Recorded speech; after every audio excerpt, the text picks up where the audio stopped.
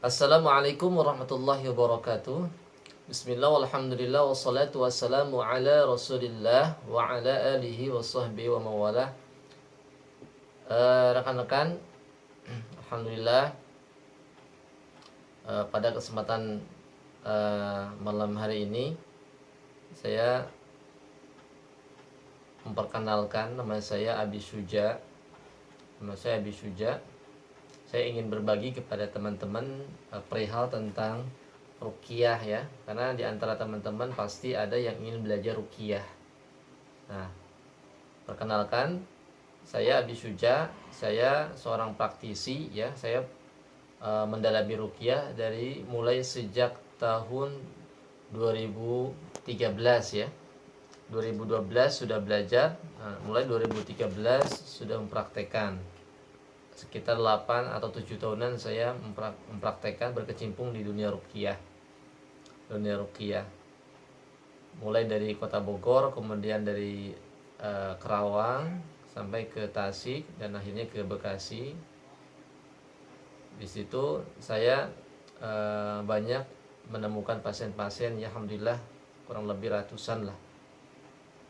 Berbagai macam pasien-pasien yang saya ketemui, mulai dari gangguan jin, gangguan sihir, kemudian gangguan mental, psikolog dan sebagainya.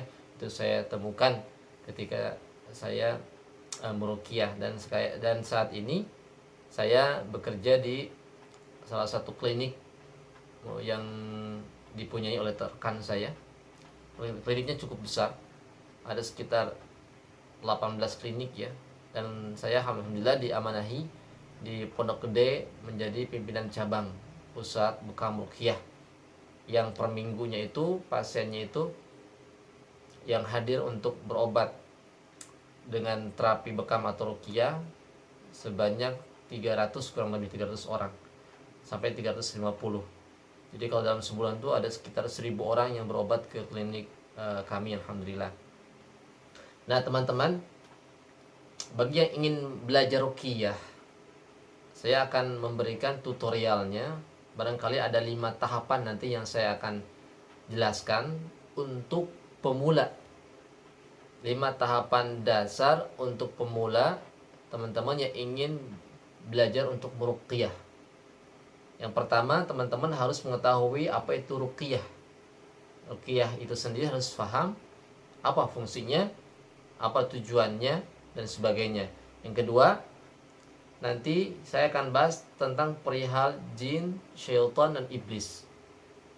Bagian yang kedua, part kedua, saya akan bahas jin, syaitan, iblis. Kenapa? Karena ketika meruqyah pasti kita akan berpapasan, kita akan berhadapan dengan mereka. Maka kita harus tahu karakteristik mereka itu seperti apa. Yang ketiga, nanti saya akan bahas tentang perihal keikhlasan, kemudian dan ketawakalan. Yang keempat, bacaan doa-doa yang digunakan ketika meruqyah. Yang kelima, baru praktek meruqyahnya. Yang pertama adalah ruqyah. Apa itu ruqyah? Barangkali ada teman-teman yang belum paham, masih belum paham apa sih ruqyah itu. Apakah ruqyah itu seperti yang dikatakan orang-orang, pengobatan dengan cara menerawang foto? Nah, itu ruqyah. Atau menggunakan ilmu tenaga dalam, atau menggunakan jin, sihir. Nah itu mesti dibahas ya. Ruqyah itu kalau dalam bahasa Arab berasal dari kata raqa, yarqi, ruqyan. Raqa, yarqi, ruqyan. Ruqyan atau ruqyan, ruqyatan. Artinya apa? Artinya menjampi ya. Jadi raqa artinya telah menjampi, yarqi akan menjampi, ruqyan atau ruqyatan adalah jampinya. Jadi ruqyah itu secara bahasa adalah jampi. Secara bahasa adalah jampi.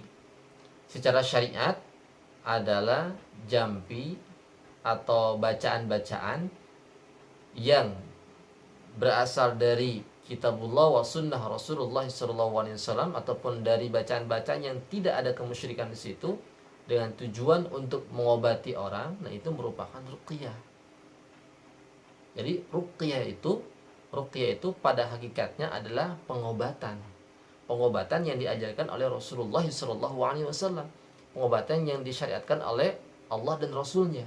Dan satu-satunya pengobatan yang bisa, dan satu-satunya pengobatan yang syar'i yang mampu untuk mengobati gangguan jin, yang mampu untuk mengobati gangguan sihir, bahkan mampu mengobati gangguan mental, psikis, bahkan penyakit-penyakit medis.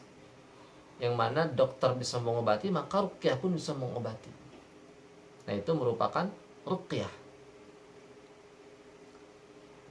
Kemudian apakah ruqyah itu juga menggunakan jin? Enggak.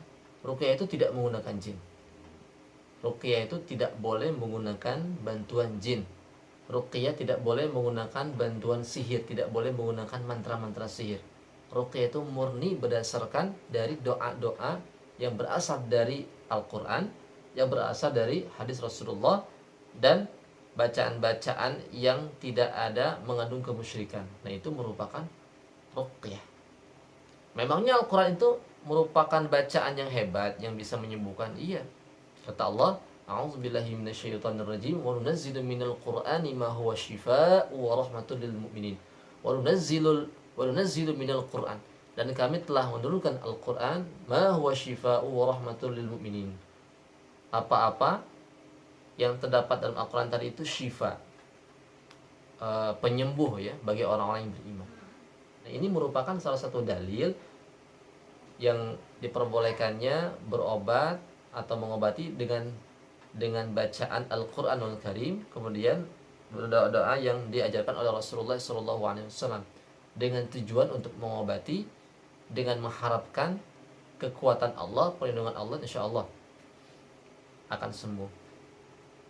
Nah, kemudian fungsi ruqyah itu seperti apa? Bisa mengobati apa saja? Tadi yang saya katakan ya. Jadi fungsi ruqyah itu dapat mengobati penyakit non medis. Penyakit yang disebabkan gangguan jin itu sangat bisa diobati oleh ruqyah. Ya, jadi orang yang diganggu jin, merasa nggak enak, gemeteran, kemudian sesak nafas, emosi tidak terkontrol, itu salah satu ciri gangguan jin.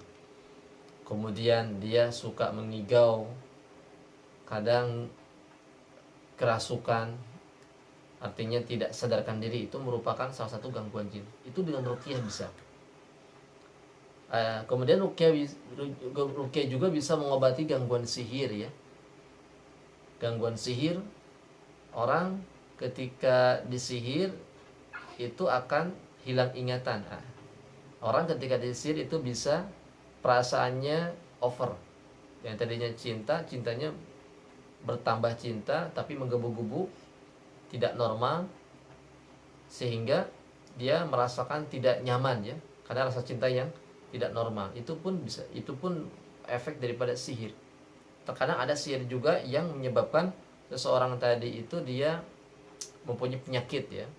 Jadi dinamakan sihir penyakit ya, sihir pembuat penyakit. Ketika disihir perutnya kembung, kemudian kakinya sampai luka, nggak bisa berjalan dan sebagainya, itu bisa diobati dengan ruqyah. Termasuk juga penyakit-penyakit yang sifatnya psikolog, sifatnya psikis.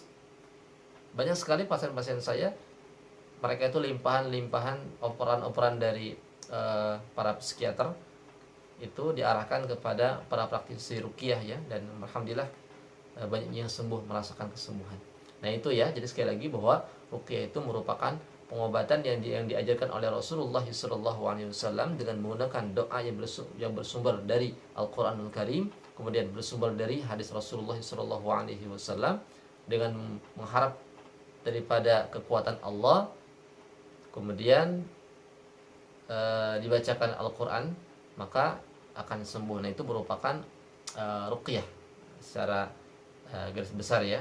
Nanti insya Allah kedepannya saya akan menjelaskan tahapan yang kedua perihal tentang jin, iblis, kemudian syaitan, karakteristik mereka seperti apa. Ya, ketika kita beruqyah, pasti kita akan berhadapan dengan mereka. Assalamualaikum warahmatullahi